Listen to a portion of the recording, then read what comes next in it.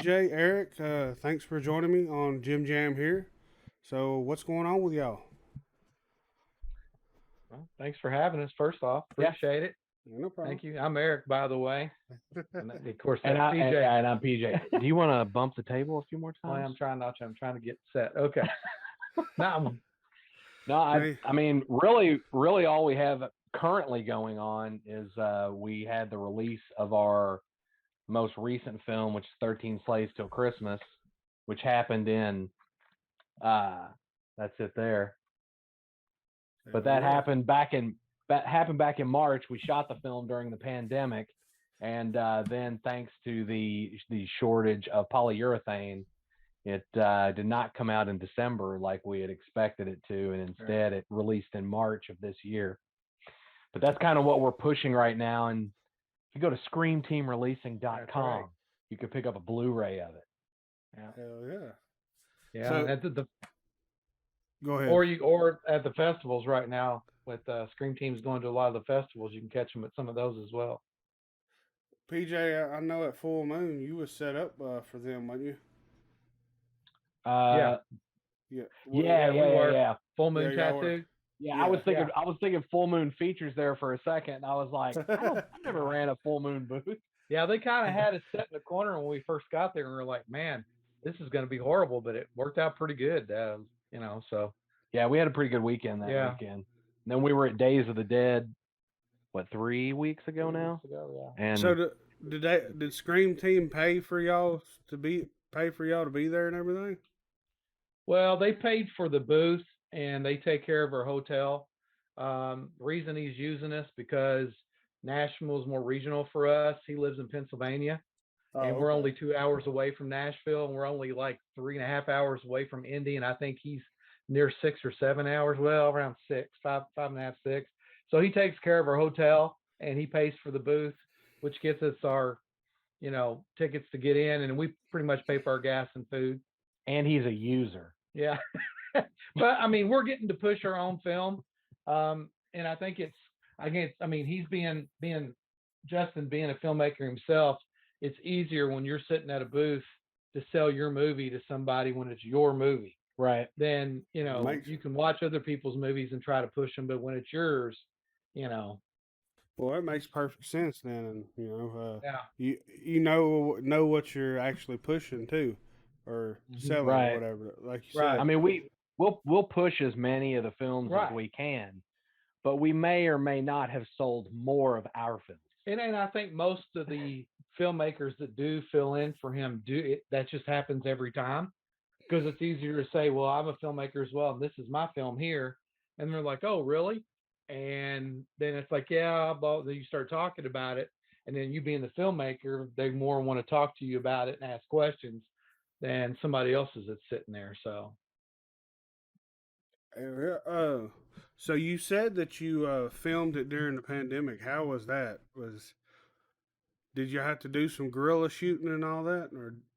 Yeah, I mean, it wasn't easy. Of course, we started early pre-production in August of 2019.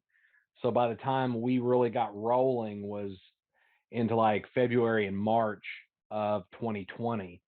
So I think it was like but March 15th, around that time, 15th, 17th, something like that. So when the first shutdowns happened. And we filmed 4 of the segments here in Owensboro. 2 segments were in Louisville, and the other segments were filmed outside the area. And up until March, we had 3 segments had already filmed. And then right when we were getting ready to start shooting what was going to be the wraparound is when the lockdown happened. So the film actually went on hiatus for a short period of time. And then, of course, we reached out to all the filmmakers and talked to them about, them shutting down their segments until further notice. And then, of course, once it got to a point where we felt like it was safe, we kept in touch with them up to the point in which everybody started shooting again. But we were talking to them about, safety protocols and mask wearing, social distancing, and all that stuff while you're on set. And some states I mean, we had them in Texas and Las Vegas, so some states were on total lockdown Yeah. compared to other states. So some of them were like, "Sorry guys, we can't do anything because it's a state. I mean, we got to stay in the house. We can't go anywhere or do anything." So some states they were able to do some stuff, some they weren't. So it was like kind of waiting on them to what when they could, and when they couldn't, as well as us. Yeah, we had one filmmaker who actually left Texas and went to film his segment in Atlanta because the rules and things were so strict there that they weren't really, and things were still strict in Atlanta. So really, when he shot his segment, it was him and his two actors. So he donned all the hats. And then, of course, there were a couple of filmmakers that ultimately, because of the lockdown, we had to replace, and we brought in some other filmmakers. And then there were some filmmakers who had to scrap their concepts altogether and go in a completely different direction. I know Drew Marvick was one of those. He was in Vegas, and things were so strict there that it got to a point where, you know, he either had to shoot utilizing the resources and things that he had readily available, or he was going to have to bow out of the project. He didn't want to do that, so he ended up filming it in his house, and his son and daughter played the main roles in it, and it worked out really well. And it's a good segment, and it's gotten a lot of great feedback. Yeah, and he played the antagonist in it as Yeah. well. So Yeah, so it it looking back on it, it was fun making the movie, but it also ultimately, I think, ended up being one of the most stressful ones that we've worked on because, you know, we're producing from afar, and there were so many times where things didn't seem like they were going to work out, or the film wasn't going to be finished. So we were kind of on edge. And especially, we had set a deadline. With it being a Christmas movie, we wanted it to try to release it in December of that year. And of course, that kind of went out the window with all the issues and the challenges. But we weathered through, and honestly, if you look at the film, it doesn't look or feel like we had every hurdle under the sun shooting during a global pandemic. But I don't know how we did it, but we did it. Well, hats off to you for doing that, because I said I wouldn't want to have that not burden, but I guess 2020 was a burden for everybody. Oh yeah, yeah. absolutely. Well, I mean, go ahead. And I hope to God they don't do another shutdown because all this was it Delta variant or whatever. Yeah. Right. Well, I was having a talk with somebody about that earlier, and the government has doubled down so hard on vaccinations, and so many people have gotten vaccinations. To turn around and shut everything down again, I think that would be more detrimental than it would be moving in a more positive forward direction. Because I mean, I got vaccinated. I think others should get vaccinated. I mean, yeah, I do too. I understand people like being on edge. I get that, but believe me, I'm a hypochondriac. I don't want to fucking die. Like, that's my worst fear.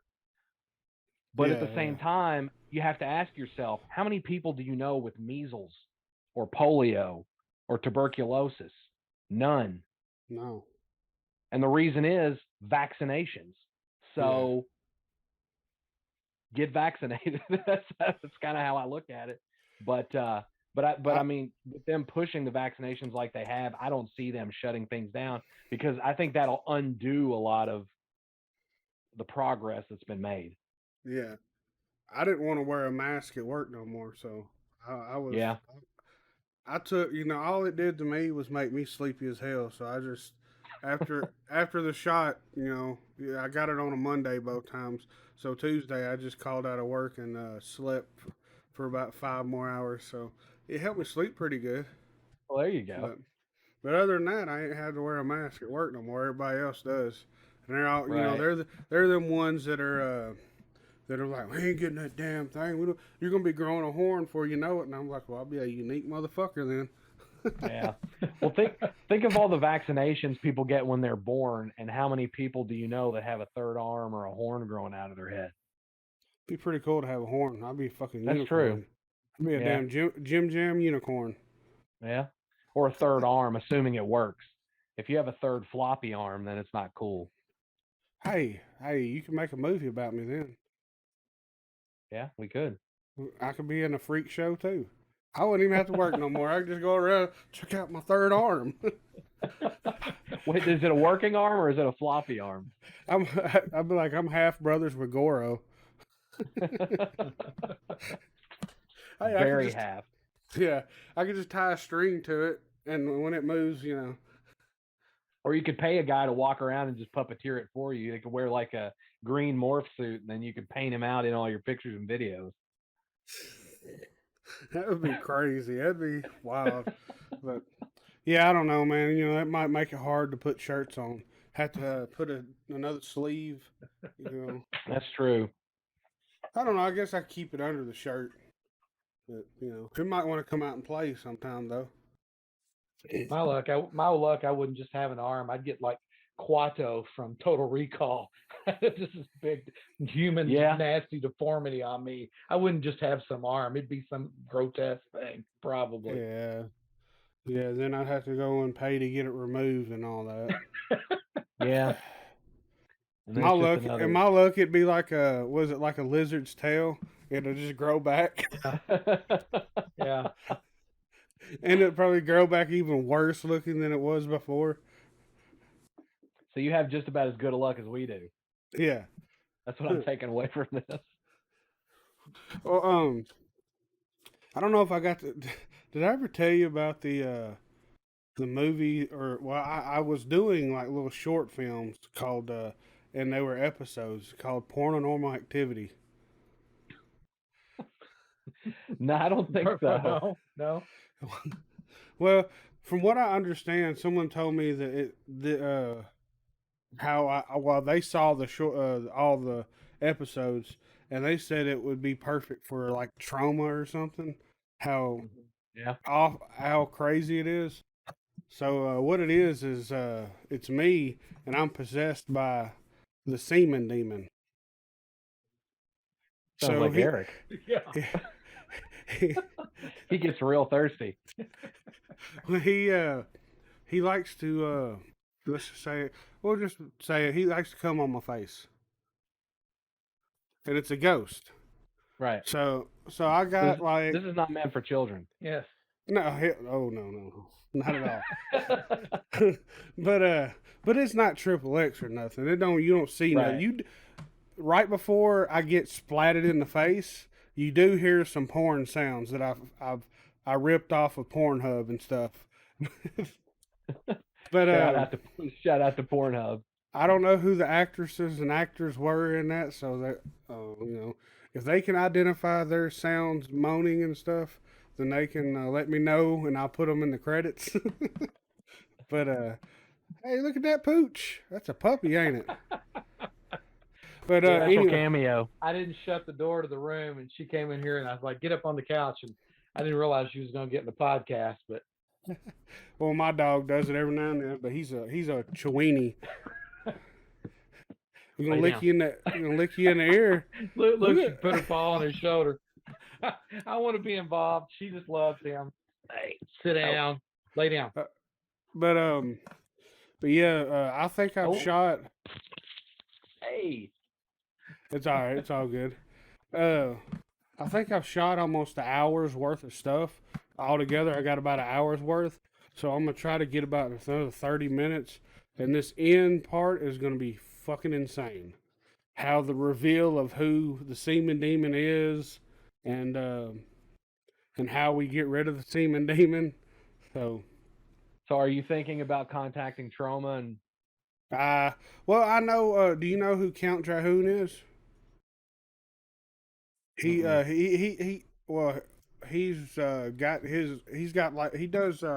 he reads stories on YouTube and stuff, and they turn I guess what is it called? Audio dramas, I guess.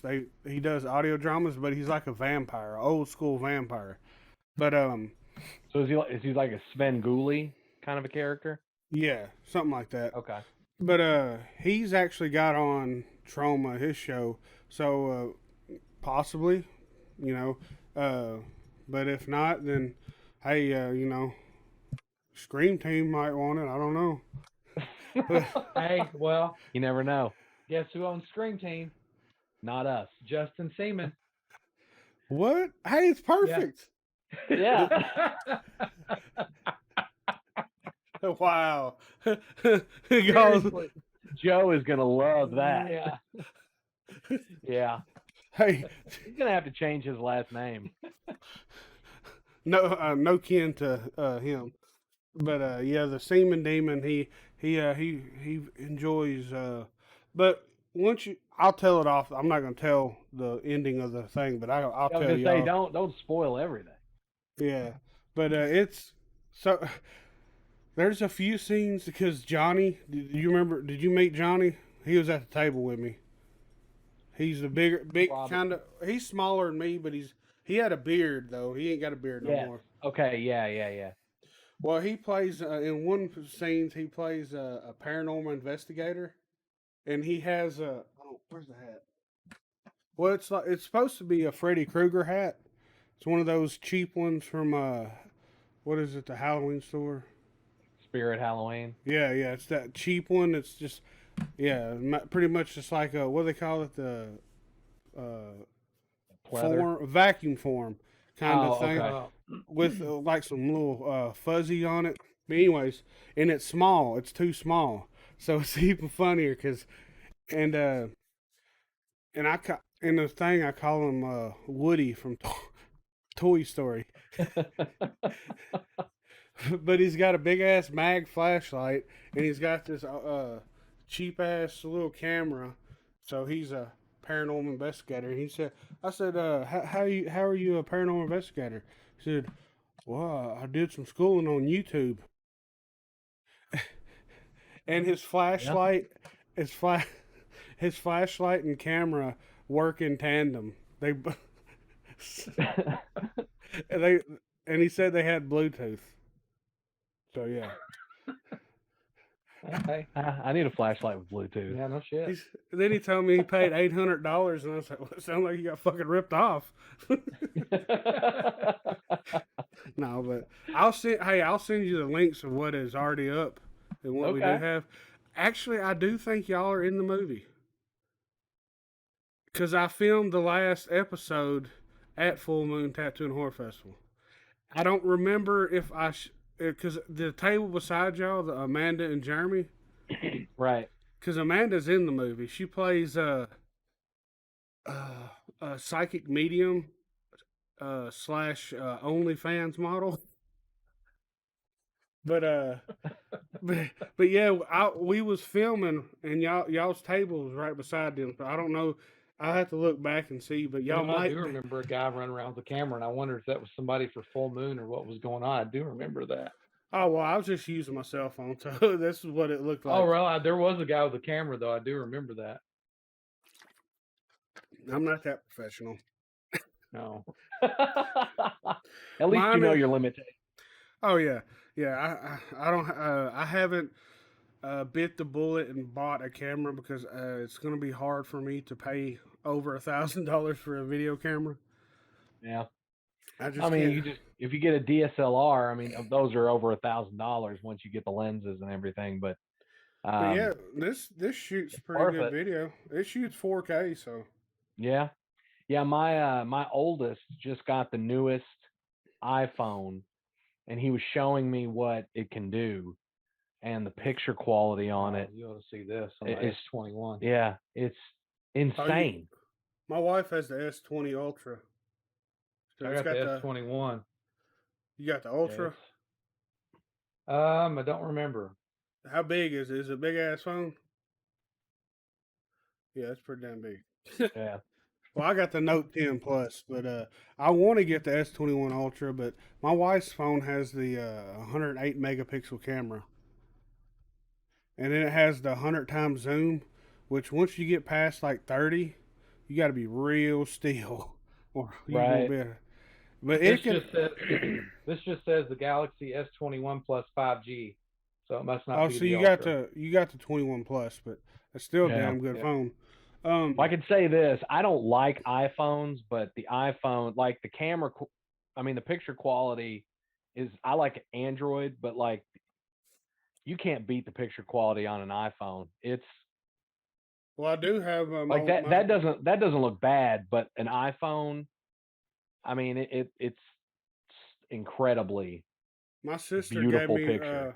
my sister gave me her son's old iPhone 8, so I use it also to film some stuff with. Right, But I don't really care for it because it only when it saves a video, it saves it as fucking was it iMovie or MOV file. right. So that's why I like the Samsung because it saves the MP4. And if then you have to convert It's it and good with the all. iPhone's even better than that. No, it's not. So stop showing me your Sorry about that. stop showing me your stupid ass Android videos. Yeah, it does take good. It does take good pictures and good. And you can zoom in really good with it. Yeah. Are they paying you to say that? No. Shut up.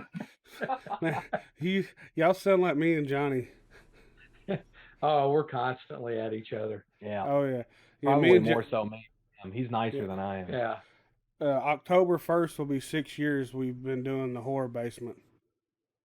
So we've definitely we definitely give each other shit on the podcast. Yeah, we've been working with each other since 2013. Yeah. Oh, wow. So yeah. So we've had Blood Moon Pictures. It'll be 6 years in December. Yeah, it'll be 6 years this December. We've had the company together. How many movies have y'all put out? 3. Only 2 of them were through Blood Moon Pictures. When I first came along, when his first movie, the feature he was doing, the first volumes of Blood, we did it under the company he used, Verite Cinema. Did I say it wrong? No. Shout out to defunct production companies. Yeah. But I basically just kind of helped him, was his right hand man, kind of his assistant, was begging to help, and we got along really good. And then the movie did pretty good. It was like, hey, maybe we need to be more legit, and that's how we got to talking and come up with Blue Moon Pictures and made a company. Are y'all a thousandaire yet? Shit. At least that. Maybe. But according to our debt ratio, no. No. So, we've made at least $1,000, but I would say it was gone a long time ago. well, I'm just saying, I'm pretty sure the budget of one movie probably killed that. Oh yeah, yeah. So, what would you say your most expensive budget movie was? Horror Stories. Yeah, Volumes of Blood Horror Stories was the. It would have been Devil's Night, which was going to be the 3rd Volumes of Blood, but we needed to raise at least 55,000, at least that much, just to be able to make the movie, and we weren't able to raise it. But with Horror Stories, we raised somewhere between 23 and 25,000 for the budget. And then we had to give some of that. Oh damn! So y'all got 23. Oh, so, for Horror Stories. For Horror Stories, yeah. So, and that was all done through mostly done through product placement with local companies in Owensboro. Yeah. No. Yeah, we couldn't really just making it a trilogy. We just couldn't go back with the same budget, make another film just to make a 3rd movie. We wanted to go and make it that much better than the second one, like we did with the second one from the first. Yeah. And we couldn't get the budget. We just didn't want to just make the movie just to make it to have the 3rd one. So that's where 13 Slaves came into play. So 13 Slaves is the 3rd one of that one? Well, no. It's okay. It's still a concept of PJs. When we realized with the Indiegogo we didn't have enough money to make Devil's Night, instead of giving everybody their money back and going through all that, PJ had the idea to seeing if people would want to give the money they give for Devil's Night to give us this new idea for 13 Slaves, the holiday film. And I'd say we had probably 85% or so, 85% of people that decided to go ahead and let us keep the money to help make Devil's Night. And then but that was just for our 4 here. Yeah, that was there was the 4 segments here, and then of course there's like a lot of back end expenses on certain things that we would need capital for. But a majority of the movie was, I mean, it was the original concept was meant to be something that could be done with little to no capital, which pretty much everybody managed to do. Um, but yeah, it still looks like $1 million considering how none of us really had much to work with. Yeah. So, but you said you want. Did you not want to just do a digital release during Christmas and then put the physical later, or did you want it to do it physical first? Well, For third. ultimately the distributor is kind of the one who makes those determinations. Once you hand your film over to somebody else, they kind of decide, what's the best route to go. Now Justin, he would ask us our thoughts and things, but ultimately, um, the majority of money that is made or money return capital happens through physical release. You can make money through streaming, but it's not as substantial as like the physical purchases. Yeah, I don't think Justin's Scream Team started doing digital till last year, right? Right. So it's something new to him, and I don't even think he really wanted to get into it. And then I guess I don't know if people were approaching him, what about the digital side, and then so he started doing it. And he's talked to us about the digital side of this, but we're kind of in limbo with that right now. It is going to be out there, um, but it was either wait, put them both out at the same time, or go ahead and do the physical and then wait for the digital when it comes out. And that's what we decided to do. It is coming digital. We have no idea the date or what platforms or how many platforms at this time. So yeah, we've left for it to be already be out there on digital, but right. Well, there's a few things too that right. We can't say Right. what they are that we're waiting on, but we're waiting on to hear back from about a couple things before they pull the trigger on some of the other social, or not social media, but the other streaming services that they're looking at. And that's the whole. We're just waiting to hear back. It's not us or them. It's we're waiting to hear back to what the other places are willing to do or not do. So for anybody out there listening that makes a movie, how do you go about getting your movie released through a company like Scream Team? Really, it's just reaching out. yeah. Once you have a completed film, all you need to do is just kind of, first of all, if you know any other filmmakers, ask around to see if any of them have, if they're working in tandem with any specific distribution company. Justin Scream Team happens to be our third one, actually. Yeah, and that's the third one that we've gone with versus others that we've talked to, because there's a lot of poor distribution companies out there, and getting your film distributed is exciting, but if you wind up with somebody that you're not happy with, it kind of sucks all that excitement out. So we were real lucky when we got into bed with Justin. That's gotta love that phrase. But but yeah, because we had worked with some other distributors prior to Scream Team that we weren't exactly thrilled with. One of which we really got screwed on. So far, Justin, he's communicates well. Their Scream Team communicates well. They get us the information on time. That's not to say things don't fall through the cracks every now and then, but in terms of companies that we've worked with in the past, his is the most consistent, I would say. Right. So I'm just curious mainly. Do they buy the movie from you or license it, or how does that work? No, most companies don't buy. Most independent distributors don't buy a movie outright. So you'll sign a contract with them where you get a percentage and they get a percentage.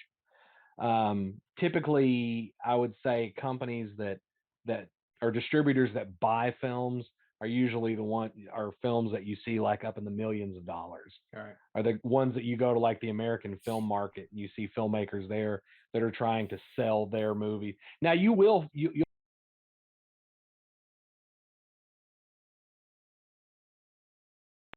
you will find a lot of uh, some of the smaller distributors like Wild Eye Releasing and stuff. Like they'll go to AFI Yeah. or AFM and and still buy films from independent filmmakers that are there. But most of the indie distributors like Scream Team or I'm trying to think of some of the others. Yeah. They usually don't purchase. Yeah. Usually it's just upfront cost. They'll have set up in the contract that they'll know is like once they get all the costs for artwork and to get the Blu-ray mastered and reproduced and the boxes and all that kind of stuff. Once they get all that, there's an expense that they have, and once that expense is gone, then you start splitting. And we got lucky with 13 Slaves. It kind of took off really big. And first couple of companies, I mean, well, the first one, it's kind of a moot point that the gentleman died, and that's a whole nother story. But the second one, it took over about 2.5 years before we started getting a penny, and it was months, couple months Yeah. when we started getting money. So once the expense ratio of what he had to do to get it up and out there was paid, then it's just his cut and our cut. Yeah. And it's just on a quarterly basis we get now. That sounds like we're sitting here like raking in the money when I said the expenses, and that's not the case. But we do have money coming in. But we always tell everybody, we don't keep a penny. It goes right back into the company. We have expenses, credit card payments, stuff we got to keep up with as a business every year. And no more we're making. We're lucky if we break even at the end of the year and still have money left on a credit card we have to pay. Right. I mean, here's the reality for anybody. Right. Unless you're making films that are getting in Entertainment Weekly or Variety Magazine, you're doing this because you love it. You're not doing it because you're making money. Right. I don't care who you are. We have never made enough money off of a film to make our next film, which is what we want to do. And that's not happened. Right. Nothing against our films, nothing against the distributor. It's indie film. Yeah. Not everybody is a Blair Witch or those that get lucky in indie. And even then, a lot of those filmmakers, the ones that made an indie film and blew up, a lot of those filmmakers then go on to try to make more films and struggle to get their movies made. Right. I mean, look at George Romero. George Romero was, I mean, he's a huge horror filmmaker, or was, and I mean, he struggled almost every single film that he made, even when he was, he did basically independent film, and then he'd get one released by Universal, and then he'd talk about how much he hated it because, of course, you have, too many cooks, and then he would go right back to making movies the way he wanted to make them, but once again, he didn't have that funding to get the movies made the way he wanted to make them. So even he's struggling with every project, or was. Yeah, that's the downfall of messing with, like you said, Universal or something. They always want to put their opinions in and and take stuff out. And it's the good thing about independent. Pretty much do what you want, not worry about hurting people's feelings. Hell, it's a fucking movie. Come on. Right. Well, even with what we do, we've still run into that. When we made Volumes of Blood, I had partnered with the Davis County Public Library, and of course they have a board of directors. So before the movie could even be greenlit, they had to look at the script, and they went through. I mean, they went through the script with a fine tooth comb, and I mean they took all the F-bombs out. They took a majority of the cussing out.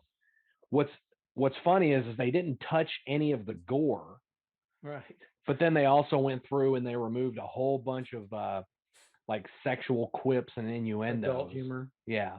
So, but the other funny thing is that there were still some sexual jokes that got left in the movie because I guess none of them understood what it was. So there was a line that became the bane of my existence. And it was, I had a character who was going to say, you like it when I tongue punch your fart box. Which I love that line. Well, they removed it from the movie, so I had to come up with something else, and I changed it to "Girl, I like what you got," which is fucking terrible. So it just became, it went from something that I found to be very clever to the cuts turn it into something that is garbage. But in that same sequence, the dude who's talking to the girl is making jokes to her about getting a blumpkin. And for those of you who don't know what a blumpkin is, it's getting Look it up. oral satisfaction while you're making toilet. So Making toilet. so like those jokes the Blumpkin jokes got left in there, which tells me that nobody on the board of directors at the library knew what a Blumpkin was. That means nobody on the board was under 25. Right. Or they none did- of them, or none of them were perverts like we are. Or they don't know what an urban dictionary is. Right, Yeah. right. And what's funny is when we would screen Volumes of Blood, you kind of got an idea of what type of audience you had, or how many perverts were in the audience based on how much of a reaction the Blumpkin joke would get. Yeah. So, but yeah, it was interesting. But I mean, ultimately, we basically we were calling their board of directors the MPAA because they were literally censoring what we were doing. So even though we were independent filmmakers, we were making this movie. What? Oh, am I boring you? Yes. You son As of a usual. bitch. But yeah, even despite that, we still had the limitations of being censored because we were using someone else's facility and they kind of had the say so. So we didn't have carte blanche to do anything we wanted to do. We just, we still had to adhere to what they thought was best for their group. But one thing that's very cool about the shoot at the Davis County Public Library that I still love to this day, even all the stuff that they cut out, they've remodeled the library since we were there. There is still like 8 Every drops. time you bang the Oh, I'm table, sorry, you yeah. shake the camera. There's like 8 drops of blood still on the ceiling where we did a scene where blood splattered against plastic and then shot up and hit, and you can still go over there and look up and they're still there. And I don't know how many times I've been in there and I run into sides like, man, have you seen the blood over here on the ceiling? I'll go over there and I'll be like, there it is. All these people are sitting there looking up, and I'm like, yeah, that's blood from the movie we made. But there's still blood droplets on the ceiling at the library. I was gonna say, like, was there a possibility that y'all could have the actors say the original lines, and then like maybe down the road when them people forget about the movie, you can release a director's cut? Well, unfortunately, we had to. So Yeah. after they went through, what happened was I got back a copy of the script that was highlighted. So everything that was highlighted had to be removed or replaced. And yeah, I don't think I've ever been more angry in my entire life. I was so angry about, and this just goes, I mean, it's stupid now that I think back on it, but I was so pissed about the tongue punch the fart box line that I'm pretty sure that I talked to Eric and I was like, I don't even fucking want to do this movie anymore. I seriously, like, as many cuts as they were making us do, I don't even want to make this movie anymore. But really, at the end of the day, what it ended up becoming was these people are saying, we don't want this to be associated with what we're doing. And really, when you're a creative person, your job is to be creative. So when you find a challenge, and that's exactly what this was, it was someone saying, you want to make a movie here? Well, you got to play by our rules. And because of that, you then have to think differently. So you can throw in the towel and say, screw this, I'm not going to do it anymore, or do what you're supposed to do, which is become creative. And that really kind of opened the door to say, okay, well, maybe, all right, let's make a movie without a bunch of fucks in it. Yeah. And instead, and that's what we did. And it was still successful in its own way. It would have been nice to go ahead and film the entire script the way it was originally written, because there was really nobody there that would have known the difference when we were filming. But it wouldn't have worked anyway because we were what we call weekend warriors. We only film like Friday, Saturday, and Sundays usually anyway. Yeah. And we had a certain time we could be at the library to start setting up, and we had to have everything cleaned up and out of the way and at the door by a certain time, because the door alarms would automatically come on every night. So we were on a time crunch every night. I mean, we looked down, it's like, dude, we got 20 minutes to finish the scene, get everything cleaned up, out of here, and out the front door before the alarm goes off. And so with that, we could. It would have been nice to have done it and then cut it and done a director's cut later, like you're talking about. But we just didn't. We're lucky we got done what we did. Yeah, the footage doesn't exist. Right. I mean, we were given 8 hours one Saturday to film each segment. There's 5 segments in the first Volumes of Blood. So each segment we were given one Saturday to film it in a period of 8 hours, and that 8 hours becomes 6 hours when you think that, well, that first hour is set up and organizing and getting everybody ready to go. Then you shoot for 6 hours, and then after that, and then that last hour is, like he said, cleaning, bum rushing to get as much equipment either boxed up or taken out to the parking lot to be put back together there before the alarms would go off. Yeah. Well, for future reference, I wouldn't use that library again. Well, I mean, they let us film the entire movie there, and they didn't charge us a thing. Yeah, well, and see, that's the thing. I don't want anybody to think that we're great. We or I am shitting on the library. It was a pretty incredible experience, and they gave us full run of the building to pretty much do whatever we want. And despite the fact that it did get censored, what got censored was the language, not anything else. Yeah. And what ended up happening is and he knows, he loves this, but like I'm always throwing in as many kills as we can possibly milk out of a project.